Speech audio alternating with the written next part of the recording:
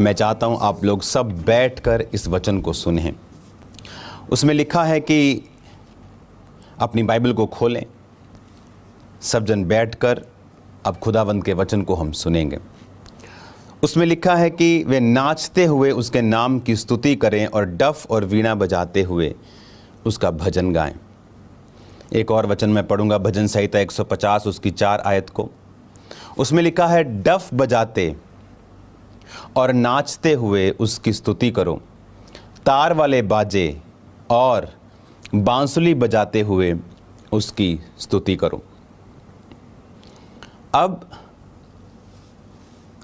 ये परमेश्वर की एक कमांड है कि तुझे डफ बजाकर, तुझे नाचकर अपने परमेश्वर की स्तुति करनी है।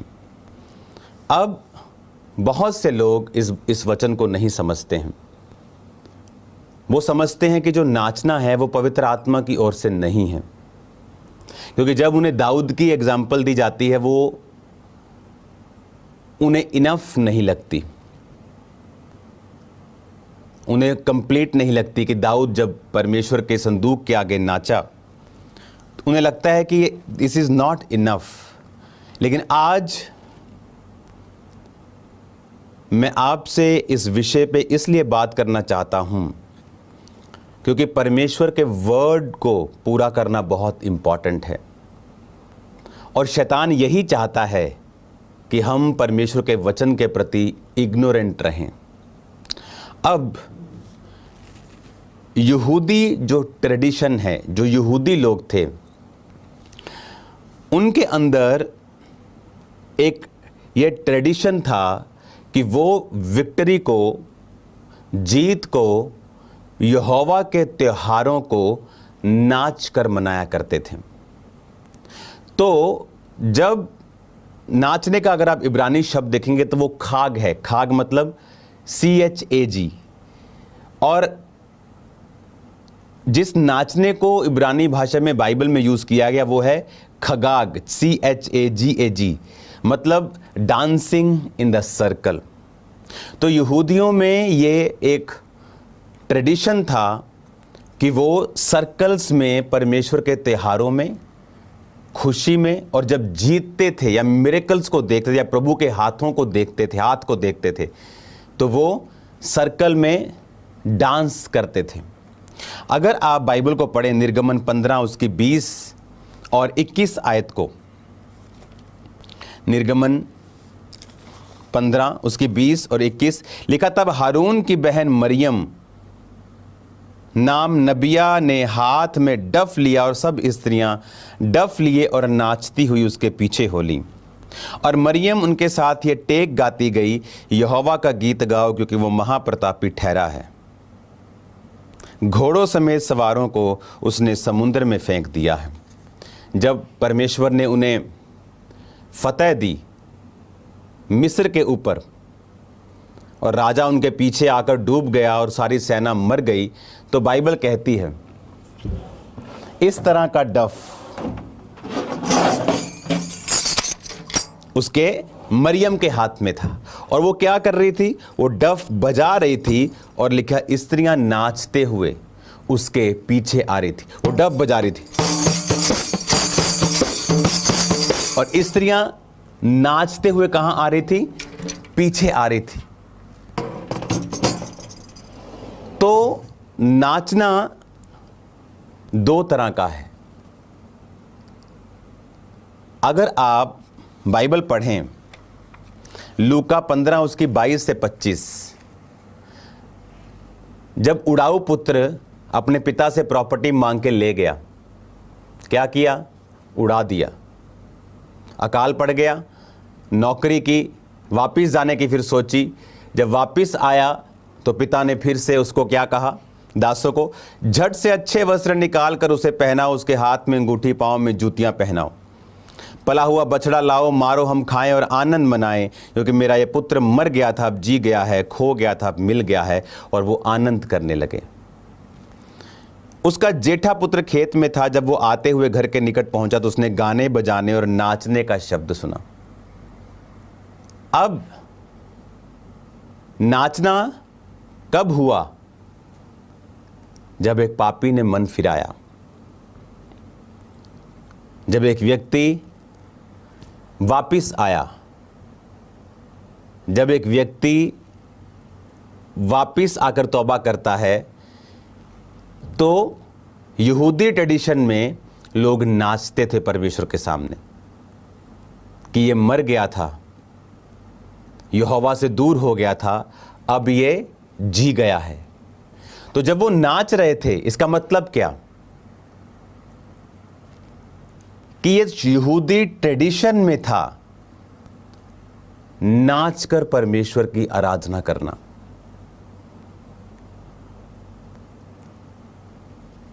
यहां पर उड़ाऊ पुत्र जब गया तो वहां नाच का जिक्र नहीं है, लेकिन जब वो आया और एक तौबा हुई तो लोगों ने नाच कर अपना आनंद यहोवा के सामने प्रकट किया। लेकिन आज नाचने को क्रिटिसाइज किया जाता है। एक ही जगह नाचने पर परमेश्वर नाराज हुआ। एक ही जगह बाइबल में नाचने पर परमेश्वर नाराज हुआ। वो जब हम निर्गमन को पढ़ते हैं 32 उसकी 17 से 24 आयत,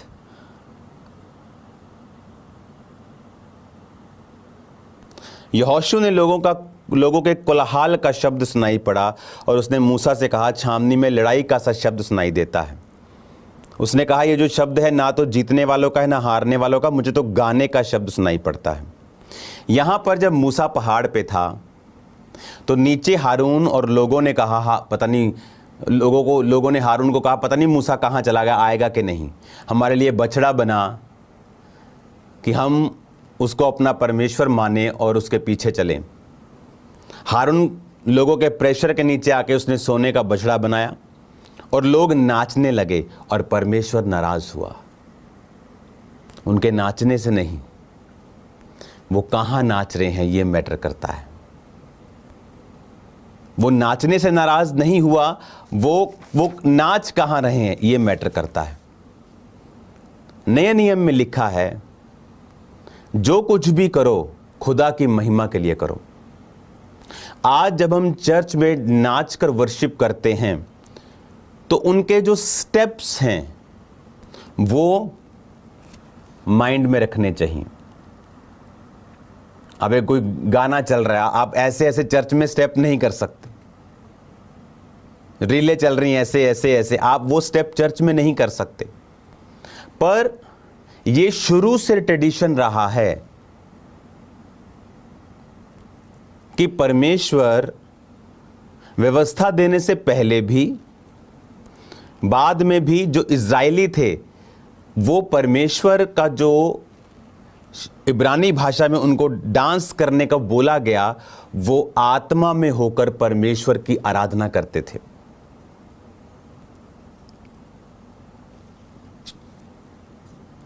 सिर्फ अगर आप दाऊद को देखें, पहला इतिहास 15 उसकी 29 आयत, पहला इतिहास 15 उसकी 29 आयत, उसमें लिखा हुआ है, जब आप दाऊद को पढ़ते हैं, जब यहोवा की वाचा का संदूक दाऊदपुर में पहुंचा तब शाऊल की बेटी मीकल ने खिड़की में से झांक कर दाऊद राजा को कूदते खेलते नाचते और मन देखा और मन ही मन तुच्छ जाना। एक ही व्यक्ति है जो आपके प्रभु के सामने नाचने से निराश होगा और वो है शैतान। सिर्फ शैतान है जो प्रभु के सामने जब आप नाचेंगे आप पर गुस्सा करेगा। दाऊद था प्रभु के करीब, शाऊल की बेटी थी संसारिक। तो जो व्यक्ति आत्मा में नहीं है वो इस फॉर्म ऑफ वर्शिप को कभी भी समझ नहीं सकते हैं। किसने गुस्सा किया? दाऊद ने गुस्सा किया कि उसकी वाइफ नाच रही है, कि दाऊद जब वाचा के संदूक के सामने नाचा तो वाइफ ने गुस्सा किया। एक ही व्यक्ति, एक ही शख्स आपके पवित्र आत्मा में जब आप नाचते हैं आपसे निराश होगा, और वो है शैतान। अगर कोई व्यक्ति आपसे नाराज हो रहा है, कोई पुरुष स्त्री आपके प्रभु के सामने से निराश हो रही है, तो वो शैतान नहीं है। जिस तरह प्रभु ने पतरस को कहा था, जब पतरस ने कहा प्रभु तो कभी सूली ना उठाए, प्रभु ने कहा शैतान मेरे सामने से दूर हो जा। उस समय पतरस शैतान नहीं था, पर उसको शैतान इस्तेमाल कर रहा था। आज भी कुछ लोगों को, इवन पास्टर्स को शैतान इस्तेमाल कर जाता है ये बोल के कि अब नाचकर आराधना नहीं की जानी चाहिए। वचन कभी बदलता नहीं। उसने कहा नाचते, डफ बजाते, वीणा बजाते और कूदते हुए उसकी स्तुति करो। पर वो कूदना कैसा होना चाहिए? हमारे स्टेप्स संसारिक नहीं होने चाहिए, किसी फीमेल को या मेल को इंप्रेस करने के लिए नहीं होने चाहिए।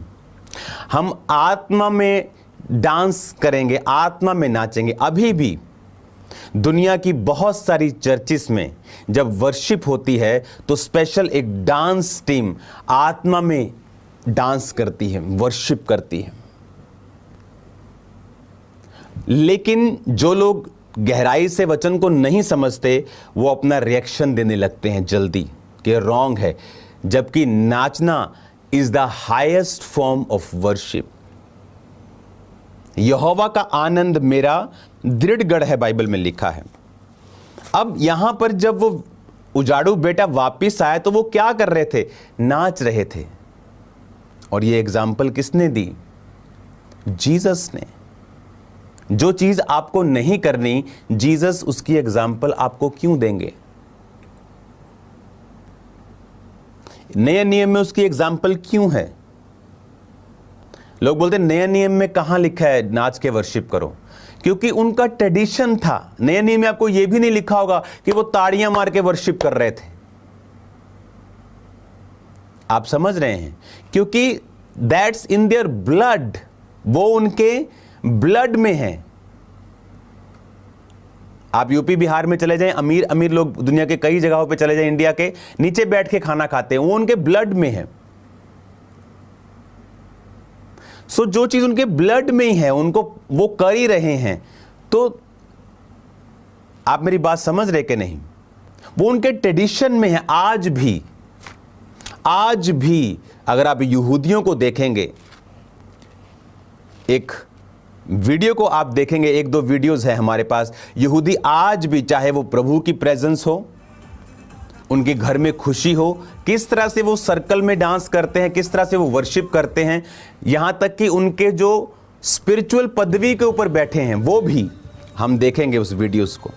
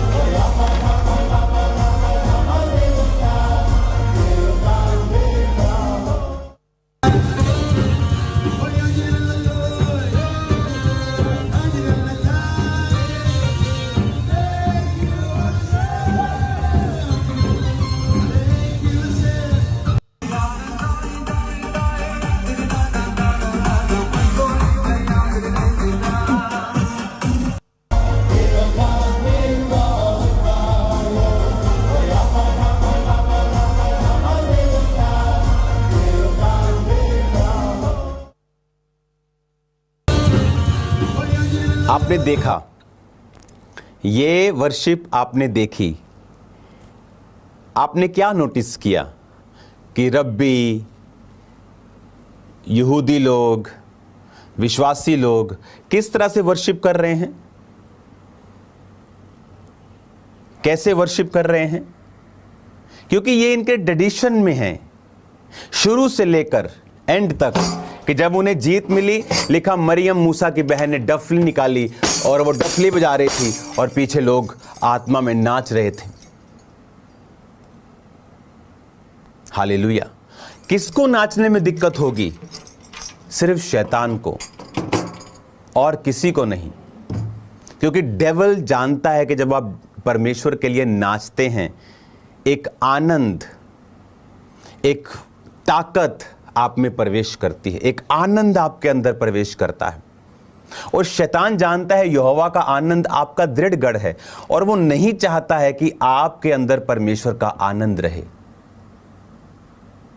2005 में के करीब जब मैं इस मिनिस्ट्री को स्टार्ट करने वाला था, 2007 आई थिंक 2007 के करीब, मैं खामरा में था, 2007 की बात है ये। तो मैंने आपको बताया था कि मैं इतना बीमार हो गया कि मुझे लगता था कि प्रभु ने शायद मुझसे जो वायदा किया था सेवा लेने का, शायद वो ऐसे ही था। और इतने टेस्ट करवाए, कुछ नहीं आया, और मुझे 24 घंटे टेम्परेचर रहता था, बुखार 102 101 रहता था, दवाई खाओ ठीक, 4 घंटे बाद फिर होता था। कंघी में मैं नहीं कर पाता था, इतना मैं कमज़ोर हो चुका था। और एक दिन परमेश्वर की आत्मा ने मुझसे कहा कि सॉन्ग लगा, और तब कंप्यूटर्स का, आज भी कंप्यूटर्स होते लोगों के, लेकिन आज फ़ोन पे लोग ज़्यादा हैं, तब कंप्यूटर पे लोग ज़्यादा होते थे। तो कंप्यूटर मेरे कमरे में हमेशा लगा रहता था, डेस्कटॉप साथ 2 स्पीकर्स होते थे। तो मैंने सॉन्ग ऑन किया, नेम दे संदूक अगे दाऊद नचिया, नेम दे संदूक अगे दाऊद नचिया, खोल के मैला दी बारी तीवियों दी तकिया। ये सॉन्ग था, दाऊद का कोई सॉन्ग था, एक या एक कोई और हो सकता है, लेकिन दाऊद का वो सॉन्ग था, शायद यही सॉन्ग था कि नेम दे संदूक अगे दाऊद। और मैं उस सॉन्ग पे मैंने डांस किया बुखार में, और परमेश्वर ने उस अटैक से मुझे आज़ाद किया उस रात। और वो धीरे धीरे वो बीमारी कम होती गई और एक दिन ख़त्म हो गई। हालेलुया।